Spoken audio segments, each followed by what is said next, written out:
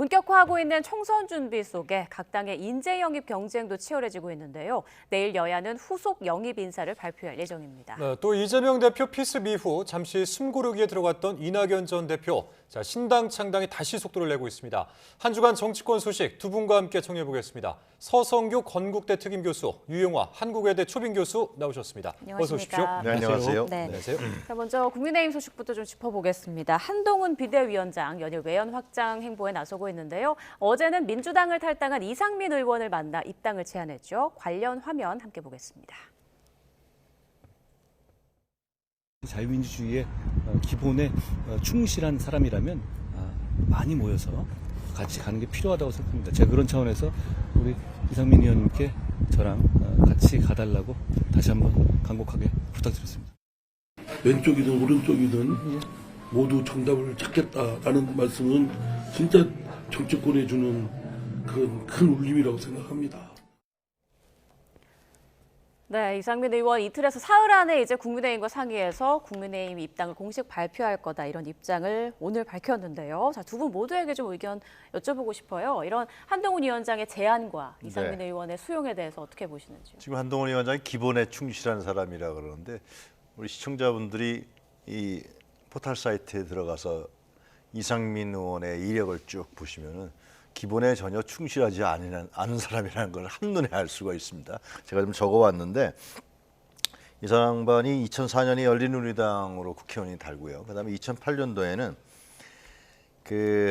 자유선진당으로 갑니다. 열린우리당에서 공천을 탈락하자 자유선진당으로 해서 지금 지역인 대전 유성구에서 국회의원이 돼요. 네. 자유선진당이 당시 이회창 총재가 있을 때인데 20석 문제가 아주 근데 2012년도에 20석에 대한 이제 국회 교섭단체 아닙니까? 한 석을 이 사람이 탈당을 해버리게 됩니다. 그래서 당시 이해창 총재가 자기를 살려준 당을 어떻게 이렇게 인간적으로 할 수 있느냐 이런 어록이 나오는데요. 그래서 민주당이 입당합니다 또. 네, 아주. 하여튼 그러면서 이 자유선진당과 민주당이 왔다 갔다 했던 사람이에요. 그리고 이 김영란법도 법사위원장을 상당히 연장했었고요. 2022년도에는 이명박 전 대통령에 대한 사면도 공식적으로 요청해서 민주당 내에서 했던 사람이죠. 그러니까 아마 국민의힘에 입당을 해서 이번에 대전 유성에 이제 출마하겠죠. 뭐 될지 안 될지는 건 유권자들의 심판이지만은 이런 이력과 과거를 봤을 때 이 정치를 그냥 자기 전리품과 이익으로 삼았던 사람 아닙니까? 국민의힘 분명히 탈당할 가능성이 충분히 있는 사람이다. 물론 나이가 좀 있습니다만은. 그리고 민주당에 있을 때 계속해서 민주당 당원이 아니라 마치 민주당 해당 당원이었죠. 이재명 대표뿐만 아니라 민주당 계속 비난하고 비판하고 마치 파견된 국민의힘 당원처럼 했던 사람인. 그래서 이번에 경선에서 뭐 어려웠다고 판단하는 거죠. 경선 과정에서 당원과 지지자들 할 때 이런 해당 행위자를 공천을 하겠습니까? 안 되니까 일찍부터 준비를 한 것 같아요. 그러면서 계속해서 이재명 대표 힐난하고 민주당 해당 행위하고 그런 사람을 한동훈 위원장이 처음으로 이렇게 영입한다. 그러면서 기본에 충실한 사람이라 그러는데요. 좀 더 새로운 사람, 개혁적인 사람, 국가 비전을 갖고 있는 사람을 영입해야 한동훈 위원장한테 도움이 되지 않았을까 그런 생각이 듭니다. 네, 정치인의 탈당 또 새로운 입당 이런 것들은 국민들을 설득할 수 있는 분명한 명분이 있어야 되거든요. 그런 측면에 봤을 때 이상민 의원이 지난해 12월 3일 날 민주당을 탈당했지 않습니까? 그래서 민주당은 이재명 대표의 개인적인 사당으로 전락을 했고 소위 말하는 이재명 대표 지지자들인 개딸당으로 전락했기 때문에 본인은 여기서 더 이상 정치를 할 수 없다. 탈당을 하고 약 한 달여 만에 어제 한동훈 국민의힘 비대위원장을 만나서 영입 아마 제안을 받은 것 같습니다. 그렇게 하고 본인이 2, 3일 동안 숙고한 다음에 거취를 결정하겠다 했는데 입당은 기정사실화 된 것 같습니다. 이제 정당은 아무래도 정치적인 가치와 철학을 공유해야 되지 않습니까? 그래서 국민의힘이 지향하고 있는 자유민주주의, 또 시장 가치, 또 거기에서 파생적으로 발생하고 있는 격차, 우리가 양극화 문제 이런 것들을 해소하기 위해서 본인이 동감을 하고 동참을 하겠다 결정했기 때문에 아무래도 2, 3일 내에 입당을 할 것 같고요.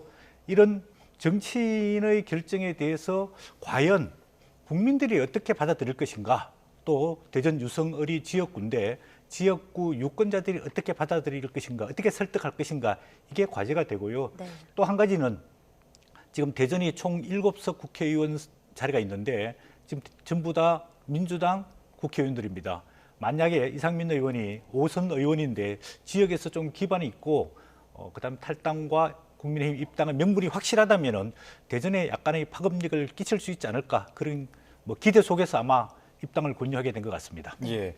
아까 이제 유 교수님께서는 이제 개인적 견해에 곁들여서 이상민 의원에 대한 그 영입 어떤 이런 사안들에 대해서 분석을 좀 해주셨는데 추가로 내일은 그 정성구 한국교총회장 그리고 박상수 변호사, 이 박상수 변호사가 학교폭력 피해자들을 데려왔던 변호사 아닙니까? 이분들에 대한 영입을 또 공식 제안할 예정이라는 보도가 있었거든요. 이거에 대해서는 또 어떻게 바라보고 계십니까? 한동훈 예.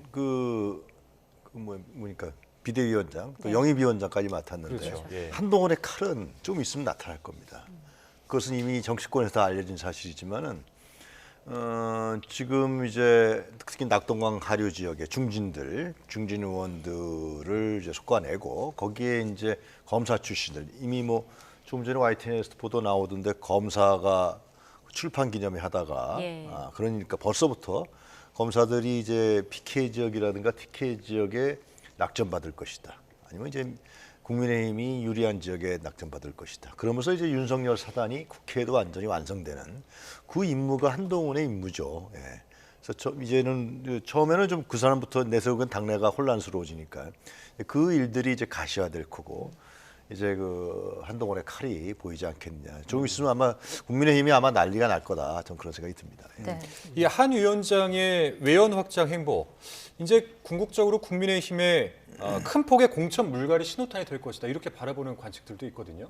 네, 아무래도 이제 뭐 물갈이라는 표현이 뭐 적절할지는 모르겠는데 많은 의원들을 교체할 가능성이 많습니다. 지금 이제 국민의힘 의원이 112명인데 그 중에서 한 50% 이상은 교체를 한다면은 어떤 사람으로 교체를 할 거냐 그런 부분에서 이제 영입을 해야 된다. 아까 우리 교수님 말씀하셨지만은 영입 인사의 포인트를 보면은 아젠다 설정, 어떤 인물, 어떤 코드로 갈 것이냐 이게 보여지는 거거든요. 작년에 우리가 교사에 대한 학교 폭력, 그래서 교사들이 많은 극단적 선택을 하면서 교권 확립에 대한 교사들과 또 학생들, 학부모들, 국민들 요구가 많았지 않습니까? 네. 그런 측면에서 보수와 합리적인 중도까지 아우르는 한국교원단체 총연합회 회장을 영입하는 것은 상당히 좀 의미가 있지 않을까 그런 생각이 들고요. 이 단체는 원래 좀 보수적인 교원들 단체입니다. 정교조가 조금 진보적인 단체에 비하면은 그리고 17개 시도 조직이 굉장히 잘 돼 있고 회원수도 상당히 많습니다. 그런 측면을 봤을 때 명분도 분명하게 있고 실질적인 그 표에도 영향이 있기 때문에 예. 조금 영입을 했는 것 아니냐 이런 측면이 보여지고 있고 그 영입된 정성국 회장은 또 뭐 고등학교 뭐 대학교 교수가 아닌 일반 초등학교 평교사 출신이단 말이에요. 그런 측면에 봤을 때 교총 내에서 광범위한 지지를 좀 받을 수 있지 않을까 이런 좀 생각이 들면서 아까 말씀하신 대로 이제 총선 이제 공천 물갈이가 이루어질 텐데 조금 아쉬운 거는 제대로 된 조직이라면 외부에서 영입보다는 내부에서 스스로 인재를 육성해 가지고 그 육성된 인재들을 공천 내보내는 게 건전하고 정상적인 조직일 수 있거든요. 우리 정당 민주주의가 왜 안 되느냐? 꼭 총선 직전에 보면은 외부에서 사람들을 영입할 정도로 정당 내부 인재 육성 구조가 굉장히 취약하거든요. 앞으로 정당의 발전을 위해서 내부에서 어떻게 인재를 육성하고 길러낼 것인가. 예. 그래서 그런 사람들을 공직에 어떻게 추천해가지고 정치를 이끌고 나가게 할 것인가. 이런 게 앞으로는 좀 과제가 될 것 같습니다. 네. 자, 유 교수님, 한동훈 위원장이 오는 12일에 이제 부산을 방문할 예정이란 말이죠. 그런데 공교롭게도 부산은 얼마 전 이재명 대표가 이제 습격을 당한 곳이지 않습니까? 지금 이 시기에 부산을 방문하는 어떤 의미나 이유가 있을까요? PK 지역 이제 지금 여론이 심상치 않거든요. 뭐 여론조사 데이터는 제가 정확히 모릅니다만 하여튼 간에 들리는 얘기에 따르면은 상당히 PK 지역 여론이 지금 국민의힘 쪽에서 안 좋은 방향으로 나간다는 것이 이제 그래서 아마 그쪽을 가겠죠. 왜냐하면 네. 이제 PK 지역을 이번 총선에서 만약에 뺏긴다 그러면은 국민의힘은 사실상 100석 이하로 떨어지기 때문에 중요한 문제가 생기겠죠. 근데 이제 이 공교롭게도 얼마 전에 이제 이재명 대표의 암살 미수 사건이 있었던 곳입니다. 이것은 제가 왜 암살 미수 사건이라 그러냐면 이재명 대표는 국가의 서열 8위입니다. 그리고 야당 다수당 대표고 국회 다수당 대표입니다. 그럼 한동훈 위원장이 갔을 경우는 만약 이런 일을 좀 해야 될 것 같아요. 지금 경찰 수사를 하고 있습니다만 국민 여론이 이 미진한 거 아니냐. 이 사람을 보면 이 사람 정신질환도 아니고 김모 씨라 그러죠. 그리고 광신도도 아니고 상당히 정상적인 사람인데 굉장히 의도적이고 계획적이고 치밀하게 연수까지 해서 이재명 대표를 암살하려고 했던 부분들이 다 드러나고 있습니다. 그러나 경찰은 아직도 단독범행이다 가능성이 있다고 얘기하는데 오늘 한 언론에서 경찰에서 경향신문인가요? 경찰에서 이제 배우를 조사하고 있다. 공모 공범자를 조사하고 있다. 배우 사주일 가능성이 있다. 이런 기사가 났는데 이것은 그래야만 국민들이 납득을 할 겁니다. 그리고 한동훈 위원장이 가면은 집권 여당의 대표니까 철저하게 수사하라. 그런 메시지를 줘야 돼요. 근데 첫날만 무슨 쾌유를 바란다 이 얘기 외에는 이거는 야당 대표에 대한 암살 미수 사건이기 때문에 네, 그 암살이라는 단어를 조금 알겠습니다. 격화를 해주시면 감사할 것 같습니다. 예. 그리고 유 교수님의 이제 말씀을 하시다 보니까 좀 예. 개인적인 의견과 함께 그 암살 미수 사건이라는 단어가 뭐 다른 의견이 예. 있을 수도 있는데 이거는 모르신 분들이 보면은 좀 오해하실 수가 있기 때문에 아니, 사실이잖아요. 네. 그 동맥을 이거 찌르려고 했잖아요. 아, 동맥이 예. 있는데. 근데 지금 예, 시청자분들이 알겠습니다. 보시기에 아, 그래요? 조금 예, 자극적일 수 알겠습니다. 있어서 예, 예, 예. 말씀드리겠습니다. 네, 자 유용화 우리 교수님의 개인 의견임을 저희가 다시 한번 좀 말씀을 드리면서요. 자 계속 질문 이어가겠습니다. 이번에 민주당 이야기를 한번 해보겠습니다. 자 이재명 대표 이 피습으로 멈췄던 민주당의 총선 시계 다시 좀 빠르게 움직일 것으로 보여지는데 지난 5일에 이 공관위 구성을 완료를 했습니다. 공관위 그 인원 한번 저희 살펴보면은 공관위원장으로 임현백 교수 그리고 조정식 의원, 임혁백 교수님이 공관위원장으로 들어갔고 그다음에 조정식 의원, 김병기 의원이 합류를 했습니다. 그러니까 당연직 3인을 제외하고는 모두 외부 인사로 구성이 된 건데 민주당의 공관위 구성 어떻게 평가를 하고 계십니까? 네, 이제 공천관리위원회는 당헌 당규상 막강한 권한을 갖고 있습니다. 공천 과정 속에서 누구를 컷오프를 하느냐, 누구를 예. 공천 주느냐, 공천에 대해서 어떤 방식으로 진행을 할 거냐 굉장히 큰 권한을 갖고 있습니다. 공관위원장으로 선임된 임혁백 교수는 고려대 이제 명예 교수신데요. 정치학을 정통으로 공부하시고 아주 훌륭한 정치학자로 정평이 나 있습니다. 그런 측면에 봤을 때 그동안에 우리 정당의 공천이 아니고 사천이 많이 되어 왔지 않습니까? 지금도 민주당 내부 갈등이 일어나는 게 친명이냐, 비명이냐, 반명이냐. 그래서 누가 공천 탈락하고 누가 공천을 받을 거냐 이런 내부 갈등이 굉장히 치열하거든요. 그래서 이제는 좀 정당 민주화를 위해서 진짜 사천이 아닌 공천다운 공천이 됐으면 좋겠다. 그래서 유명한 정치학자인 임혁백 교수가 그런 역할들을 좀 제대로 해줬으면 좋겠다. 이런 기대감이 있고요. 또 민주당은 전통적으로 시스템 공천을 해왔다라고 이야기하고 있습니다. 예. 그래서 그거를 정량화시키고 객관적인 점수를 만들어가지고 컷오프를 하고 또 가산점을 주고 또 빼기 점수를 주고 이렇게 해왔거든요. 그래서 좀 철두철미한 공천이 이루어졌으면 좋겠다고 생각을 하는데 아무래도 이제 임혁백 교수가 외부에서 공관위원장이 되다 보니까 당내 사정이나 치밀한 세심한 공천 관리를 못할 가능성이 많거든요. 그런 측면에 봤을 때는 당내에 조정식 사무총장이나 김병기 수석 사무부총장이 각종의 자료나 데이터를 가지고 어떻게 뒷받침을 해가지고 공천을 잘할 것이냐. 이거는 민주당의 큰 과제일 뿐 아니라 예. 이제 국민의힘도 공천관리위원장이 선임이 되고 공천관리위원들이 선임이 될 예정인데 국민의힘 공천관리위원회도 민주당 공천관리위와 서로 경쟁을 하면서 예. 정말 사천이 아닌 정당 내부의 공적인 객관적인 과정을 거쳐서 공천다운 공천이 이루어지기를 좀 기대해 보겠습니다. 네. 자, 이재명 대표가 이제 언제 당무에 복귀할지도 관심인데 민주당에서는 당분간 치료에만 전념할 것이다 이런 입장을 밝히긴 했어요. 하지만 어떤 당내 갈등 상황이 이 대표 복귀를 좀 당기지 않을까 이런 얘기들도 나오는데 어떻게 보십니까? 그게 지금 병원에서 워낙 그 위중한 상황이었기 때문에 퇴원하려고 하면 좀 있어야 된다라는 언론 보도가 있는 걸로 알고 예. 있고요. 근데 이제 과연 이번에 그 뭐 용어를 또 개인적인 용어니까 쓰지 말라 그러니까요. 언론에서 쓰는 피습 사건이라고 얘기하겠습니다. 네, 부탁드리겠습니다. 예. 저는 뭐 혹해하지는 않은데 하여튼 정확한 용어는 아니라 생각하는데 하여튼 피습 사건 이후에 지금 민주당 내에서 이제 당내 갈등이나 분열이 이런 부분들이 많이 잦아들었다는 것이 여론입니다. 그것은 검찰의 그 1년 6개월간의 수사에도 불구하고 실제 영장 기각됐고 또 이번에 육체적으로 타격을 당하는 피습이 있었는데도 불구하고 천운에 의해서 살아나고 이런 점을 봤을 때는 이재명이 이 사람이 천운이 있는 거 아니야? 뭐 이런 얘기가 나온다는 거예요, 실제로요. 그래서 지금 이낙연 전 대표의 탈당 문제라든가 누굽니까 뭐 원칙과 상식인가요? 그 네 분의 이 문제에도 불구하고 당내 갈등과 분열은 상당히 잦아들 것이다. 그 얘기는 뭐냐면 이재명을 중심으로 정치적으로 상당히 뭉칠 것이다. 라는 문제들 이런 것들이 이제 있기 때문에 당내 분열은 잦아들 것이라고 하는 거죠. 근데 지금 아까 공천 얘기하셨는데 결국 이재명 대표가 이제 당무에 복귀하면 공천을 어떻게 할 것이가 제일 중요한 거죠. 공천관리위원장이 누구 공천위원이 하지만 결국 이재명 대표가 임명한 사람들이기 때문에 그들이 정말 경선을 공정하게 하는지 현역 의원들 하위 10%를 확실하게 정리하는지 예. 그리고 이제 단수 공천, 복수 공천 있었던 그 아주 그 라인에 붙어갖고 했던 아주 지저분한 공천의 역사가 민주당에도 있습니다. 제대로 된 사람들이 공천을 경선도 못하게 되는 이런 과정들이 있었기 때문에 이걸 과연 이재명 대표가 진짜 공정하게 깨끗하게 깔끔하게 하느냐가 저는 이재명 대표가 앞으로 자신의 뭐 대권 행보뿐만이 아니라 이번 총선의 승패에 가장 중요한 관건은 이번 공천에 달려 있다라는 생각이 듭니다. 네, 자 이재명 대표가 당무에 복귀를 하게 되면 이 당내 분열이 서서히 잦아들 것이다 이렇게 말씀해 주셨는데 한편 이재명 대표의 피습으로 숨고르기를 하던 이낙연 전 민주당 대표 신당 창당 행보를 제거했습니다. 화면 준비되어 있습니다. 만나보시죠. 이번 주 후반에는 제가 인사를 드리고 용서를 구해야 하지 않겠나 생각합니다.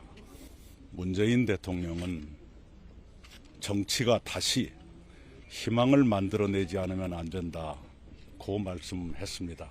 지금의 정치가 희망을 만들어내지 못하고 있다는 뜻이라고 저는 받아들입니다. 네, 이낙연 전 대표 이번 주 후반에 이 탈당 선언을 예고를 한 상황인데요. 이 탈당 시점 어떻게 바라보고 계십니까? 이번에 이재명 대표에 대한 사건이 있는 바람에 좀 늦춰지는 것 같은데 이제 그걸 늦추다 보면 이제 이낙연 전 대표의 정치적인 타이밍이 늦춰지겠죠.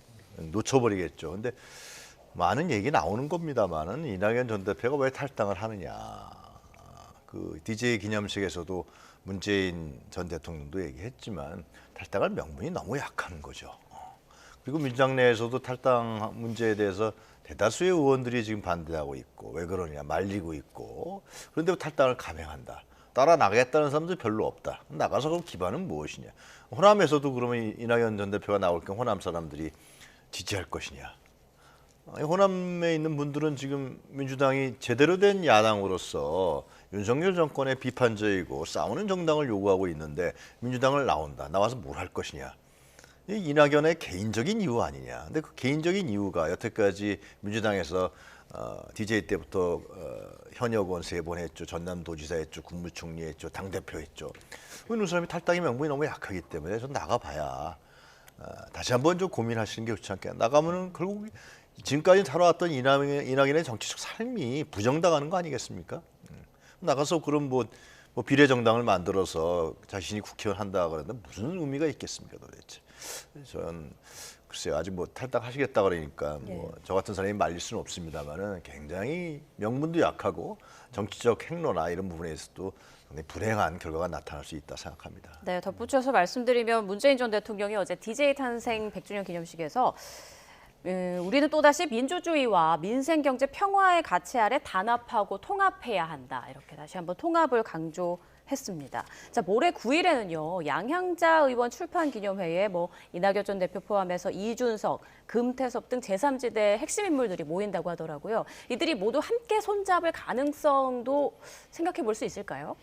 네, 아무래도 그렇게 좀 띄우기는 할 텐데 예. 현실적으로 제3지대에서 모두가 단합하기에는 좀 어렵지 않을까 그런 생각인데 왜냐하면 이게 정당이라는 것은 분명한 정치적인 비전과 가치와 철학이 있어야 되거든요. 네. 근데 이게 구성원들 보면은 가치가 유사한 분도 있지만 전혀 다른 분들도 있거든요. 그런 측면에 봤을 때 이 3지대가 빅텐트를 만들기에는 쉽지 않아 보인다.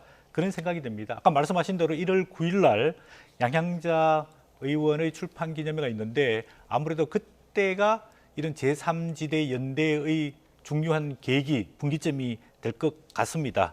뭐 이낙연 전 민주당 대표는 아무래도 주말에 탈당을 선언하고 다음 주부터는 창당 작업에 돌입할 것 같고요. 네. 그다음 이준석 대표는 지금 창당을 해서 굉장히 박차를 가고 있지 않습니까? 예. 그리고 또 금태섭 전 의원도 새로운 선택이라는 정당을 창당해서 이 3자는 쉽게 말해서 약간 개혁적 보수 중도 연대가 가능성이 있지만은 이낙연 전 민주당 대표는 아까 교수님 말씀하신 대로 민주당에서 5번의 국회의원을 하고 전남지사를 하고 예. 또 총리를 하고 대통령 후보 경선까지 참여하신 분인데 여기와는 좀 색깔이 조금 다르지 않을까. 그래서 연대를 위한 대화는 하겠지만 결론에는 약간 다른 결론이 귀결되지 않을까 그런 생각이 들고요. 근데 제가 지금- 원하는 네. 거는요.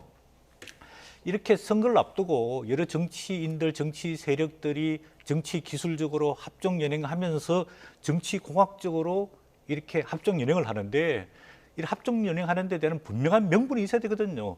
왜 자기들이 탈당을 하고 왜 연대를 하고 왜 합당을 하게 되느냐. 이걸 국민들에게 설득할 수 있는 중요한 정치적인 비전과 가치를 설정을 해야만 국민들도 설득할 수 있고 지지도 받을 수 있거든요. 네. 단지 이런 정치적인 플랫폼을 만들어 가지고 각 정당에서 공천받지 못하고 낙선하는 쉽게 말해서 이삭죽기 정당을 해가지고 뭔가 국회의원 몇 석 가지겠다 해서는 국민적 지지를 저는 받기 힘들다고 보여지고 있고 기왕에 새로운 제3의 길을 선택하고 지향하는 정당들은 정말로 우리 국민들이 처하고 있는 삶의 문제, 우리 국가가 처하고 있는 여러 구조적인 문제에 대해 가지고 고민을 하고 거기에 대한 해답을 제시하는 게 오히려 크게 승부수를 걸 수 있는 기회라고 보여집니다. 예. 우리 유 교수님께서는 이낙연 전 대표의 탈당과 창당에 대해서 명분이 좀 약하다 이렇게 말씀을 해주셨고 우리 서 교수님께서는 이낙연 전 대표와 이준석 전 대표가 함께 연대하는 것은 가능성이 좀 낮다 이런 취지로 말씀을 해주셨거든요. 제가 뭐 예. 탈당과 그다음 창당을 하려면 분명한 3가지 전제 조건이 필요합니다. 첫 번째로는 국민들의 지지를 받을 수 있는 명분이 분명하게 있어야 됩니다. 지금 이낙연 전 민주당 대표가 왜 민주당을 탈당해가지고 자기가 창당하는지에 대해서 국민들뿐만 아니라 민주당 내부에서도 저는 지지를 못 받고 있다고 생각합니다. 아까 교수님 말씀하셨지만은 민주당 내에 국회의원들 110명 이상의 국회의원들이 탈당에 대해서 반대하고 있습니다. 전직 문재인 정부 총리들도 다 반대하고 있습니다. 또 문재인 전 대통령도 반대하고 있습니다. 그런데 어떻게 탈당을 하려고 그러는지 저는 이해가 안 되고요. 두 번째로는 세력이 있어야 됩니다. 이낙연 전 민주당 대표가 같이 할 수 있는 정치인들이 있어야 되는데 지금 입장에서 보면은 뭐 원칙과 상식의 국회의원들도 동참하지 않겠다. 다른 뭐 전직 총리들도 동참하지 않겠다. 이런 세력도 뒷받침이 되지 않거든요.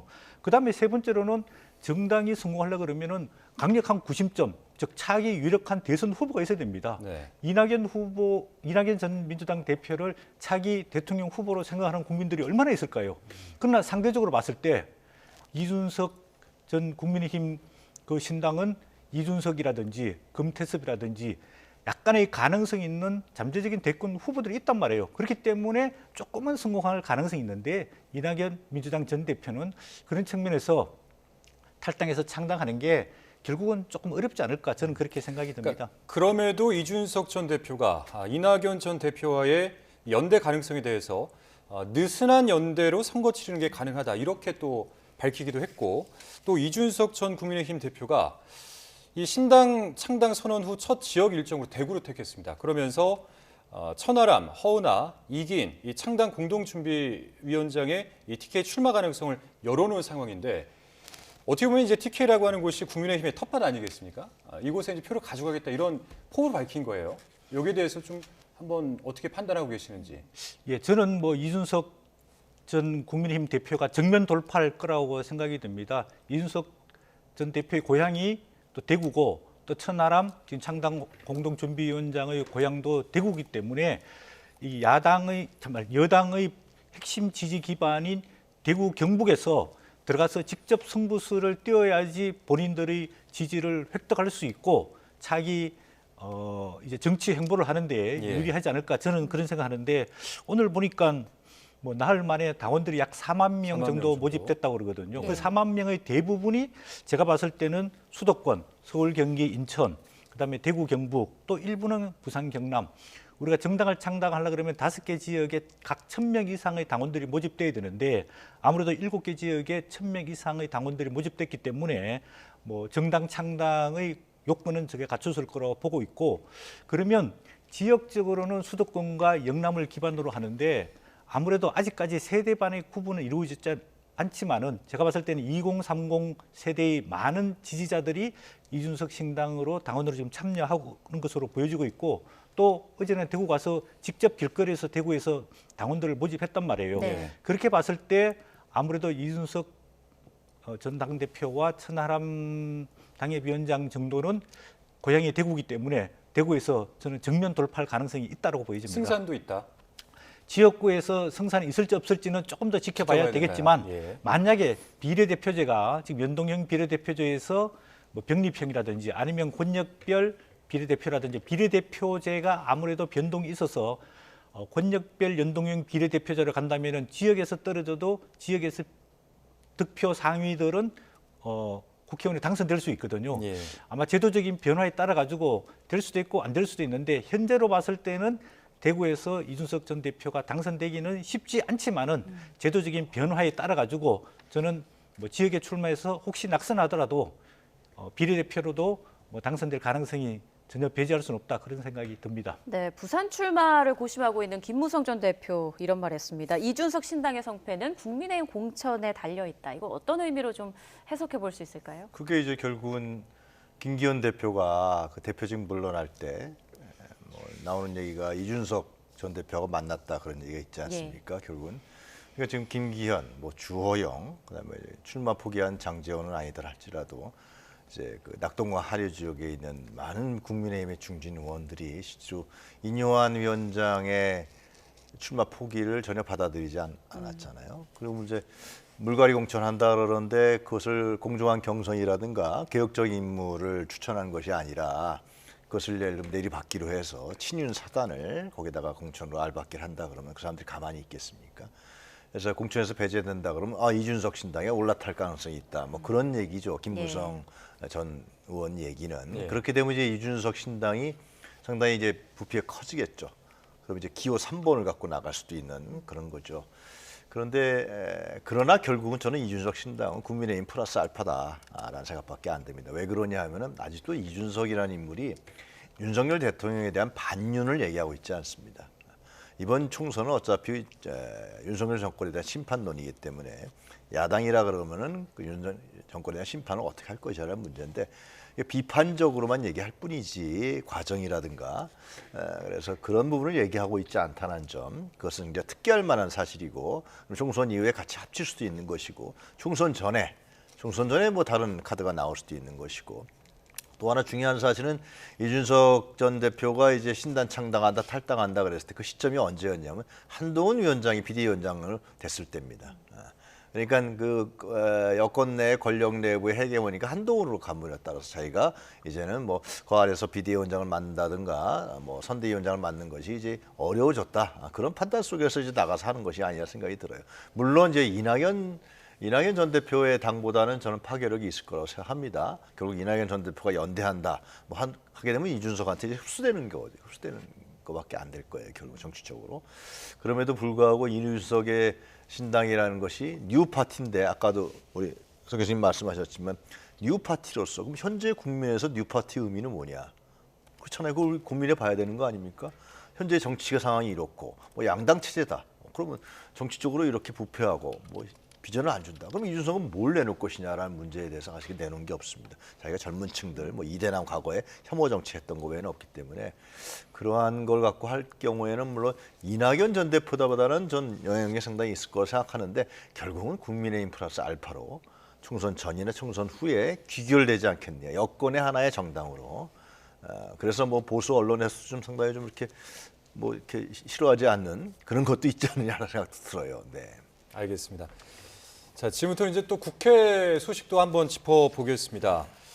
대통령의 제2요구권 행사로 국회로 다시 돌아왔습니다. 이 쌍특검법, 김건희 여사 주가 조작 의혹, 그리고 50억 클럽, 의혹 이 두 가지를 묶어서 이제 쌍특검법이다 이렇게 지칭을 하는 것인데 관련해서 이제 신경전이 여야 신경전이 확대되고 있는 양상이에요. 그러니까 민주당은 처리를 좀 미루자 이런 입장이고 국민의힘은 하루라도 빨리 표결을 하자 이런 입장이거든요.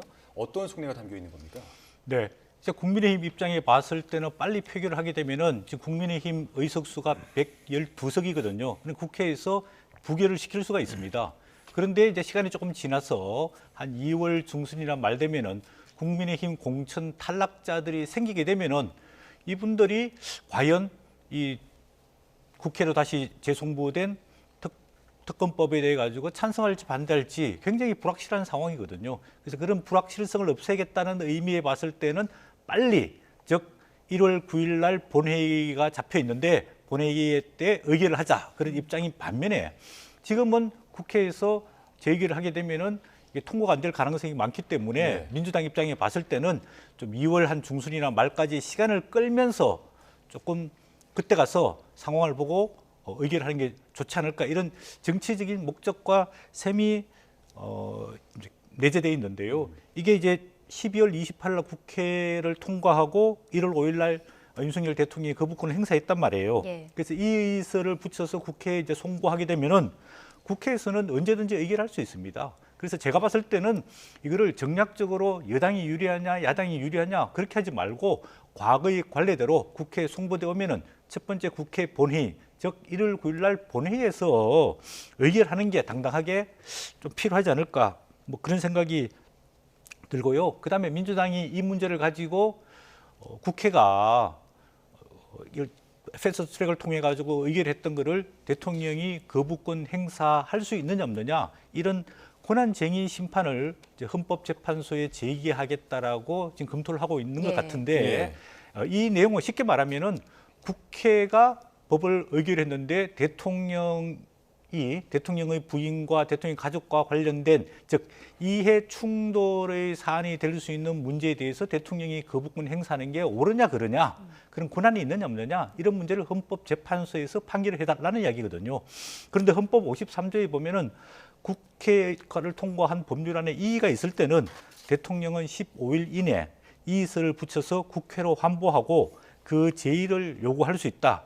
즉 거부권은 어떤 조건이나 전제 조건 없이 대통령의 정당한 권한으로 규정이 되어 있거든요. 예. 그런 측면에 봤을 때 민주당이 이런 권한쟁의 심판을 제기하는 것은 조금 큰 명분이 없이 시간 끌기 하는 정략적 목적이 개입되어 있는 것 아니냐 예. 그렇게 해석할 수밖에 없습니다. 네, 유 교수님 의견도 좀 들어보고 싶은데요. 재표결 시기 그리고 권한쟁의 심판에 대해서 어떻게 좀 생각하시는지요? 그러니까 민주당이 정략적 판단으로 예를 들면은 국민의힘에서 공천에서 탈락한 의원들 그 의원들이 이제 18명인가요? 그 되면은 그 당시 그때 재의결을 하게 되면 3분의 2가 되지 않겠냐. 그런데 그건 오행수죠. 예, 그렇기 때문에 그러한 부분들은 지금 내놓는 제스처 같고 그렇게 그것도 모험이 될 수가 있고 별로 올바른 방식이 저는 아니라고 생각합니다. 근데 문제는 민주당에서 계속해서 얘기해야 될 부분은 뭐냐면 대통령이 거부권을 행사했다. 그것도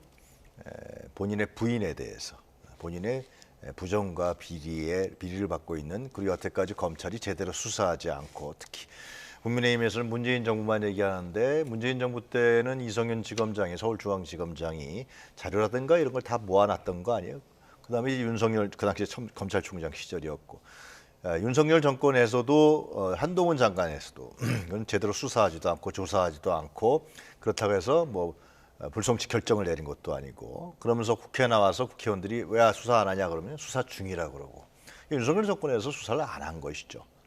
대통령의 부인이라는 이유로. 그런데 그래서 특검을 통과시킨 건데 또 대통령이 이 본인의 부인인데도 불구하고 거부권을 행사했다. 이거는 상당히 제가 보기에는 많은 국민들이 납득하기 정말 어려운 부분이라고 보이죠. 보수층들도 이 문제에 대해서는 납득하기 어려운 문제라고 보는 거죠. 과거에 기억을 하시면 DJ, YS 다 아들들 수사를 본인 재임 시에 다 받았습니다. 수사를. 이명박 때도 본인의 아들인 이시영 씨가 그 논현동인가요? 그 문제 생겼을 때 특검을 다 수용했습니다. 다 받았습니다. 더욱더 공인과 특히 대통령이라는 것은 공공의 가장 탑 클래스에 있는 사람인데 본인의 부인의 문제에 대해서 명백하게 밝히지 않고 수사를 받지 않고 그 특검까지 거부한다. 이건 상당히 납득하기 어렵다라는 문제가 이번 총선에 영향을 미칠 것이라고 분명히 생각이 들고요. 그리고 이것은 입법권의 명백한 침해인 것이죠. 그러니까 대통령의 거부권이라는 것은 국회에서 상권 분립이 된 국회에서 법을 입법하는데 절차상에 문제가 있을 때 하는 것이 거부권을 지금 몇 번째입니까 도대체? 5번째입니까? 4번째인가? 계속해서 거부권을 남용하고 남발하는 것은 헌법에 위배되는 것입니다. 그리고 헌법학자들에게 본인이나 가족 관련 거부권 행사를 남용하는 것도 헌법 위반이 될 수 있다는 해석들이 지금 하고 있습니다. 그래서 이 문제는 윤석열 대통령이 뭔가 좀 판단을 잘못한 거 아니냐. 이럴 때 이제 당이 바로 잡아야 되는데 집권 여당이 한동훈 위원장이 바로 잡아야 되는데 한동훈 위원장은 지금 김건희 특검법인데 원래는 정확한 명칭이 대통령의 배우자 김건희 주가 조작에 관한 특별법인데 이걸 지금 김건희 이름을 잘 얘기 못하고 도이치 특검법이라고 얘기하고 있습니다. 그 정도로 지금 국민의힘에서는 이 문제에 대해서 국민의 여론이라든가 의사에 대해서 민감하게 반응하지 않고 권력 내부의 문제를 자꾸 보고 있기 때문에 저는 하여튼 총선에 이런 문제는 상당히 악영향을 미칠 수밖에 없다라는 생각이 듭니다. 대통령실이 이제 거부권을 행사하겠다 이렇게 발표를 하면서 김건희 여사 관련 업무를 전담하는 제2부속실을 설치하겠다. 이렇게 이제 입장을 발표하지 않았습니까? 원래 이 제2부속실이 불필요하다는 입장은 대선 공약이었는데 이게 이제 바뀐 거란 말이죠. 여기에 대해서는 뭐 같이 좀 첨언을 해주시자면 그것도 결국은 좀 국민들의 입장에 봤을 때는 그것도 윤석열 후보 시절에 이게 비용이 많이 드니까 왜 만드느냐 그랬는데 최근에 이제 김건희 여사가 이런 디올백 명품을 수수했다라는 문제가 논란이 되고 또 각종 이런 특검법이 통과되고 하니까 뭔가 좀 피해가려고 하는 것이냐. 제2부속실이 설치됐었다 그러면은 그 제2부속실의 예산과 법령에 입각해서 했다 그러면 이런 일은 막지 않았겠느냐. 이런 얘기들이 나올 수밖에 없는 거죠. 그래서 제2부속실을 설치하겠다 그러는데 이렇게 되면 전 잘 모르겠습니다. 정치적인 해법으로 봤을 때 그럼 김건희 여사가 아예 전면으로 등장한다는 것인지 과거에 뭐 그러한 것도 있는 거고 하여튼 간에 이제 와서 한다는데 이게 그렇다고 해서 국민 여론이 특검법 거부한 거 잘했어 라는 어려울 것 같다라는 생각이 듭니다. 자, 마지막으로 제2부속실 설치에 대해서 서 교수님 의견 짧게 듣고 마무리를 좀 해보겠습니다. 네, 저는 뭐 꼭 필요하다고 생각이 듭니다. 과거 정권 때 제2부속실을 통해 가지고 대통령 배우자가 국정이나 인사에 개입한 적이 많았기 때문에 이런 폐단을 없애기 위해서 작은 대통령실 만들겠다. 그래서 예산을 아끼겠다는 게 윤석열 대통령 후보 시절의 공약이었는데 사실은 그 대통령 부인도 공적인 임무가 많거든요. 그런 측면에 봤을 때 일정이라든지 수행이라든지 메시지라든지 홍보라든지 또 보안 문제라든지 이런 게 있기 때문에 대통령 부인에 대한 보좌 기구 그게 제2부속실이어도 괜찮고 아니면 현재 부속실이 있는데 부속실 내에 영부인 팀을 만들어도 저는 꼭 필요하다고 보여지고 있고요. 왜 필요하냐? 대통령 영부인은 사적인 것뿐만 아니라 공적으로 또 대통령을 보호자 공적으로 중요한 역할을 하는데 대통령 영부인상 예를 들자면 과거 박정희 대통령 때 이용수 여사와 같이 대통령이 돌보지 못하는 그늘짐고 소외된 계층을 돌보는 그런 중요한 역할을 할 수도 있고요. 미국에서 보면 프랭클린 루즈벨트 대통령의 부인이었던 엘리노 루즈벨트가 여성의 인권 향상을 위해서 노력을 많이 했단 말이에요. 그래서 김건희 여사께서 갖고 있는 개인적인 아젠다라든지 활동을 좀 뒷받침해가지고 좋은 영부인상을 만드는 것도 필요하다고 보여집니다. 네. 알겠습니다. 자, 한 주간의 정치권 소식 서성교 건국대 특임교수, 유영화 한국외대 초빙교수와 함께 이야기 나눠봤습니다. 오늘 말씀 고맙습니다. 고맙습니다. 네, 감사합니다. 고맙습니다.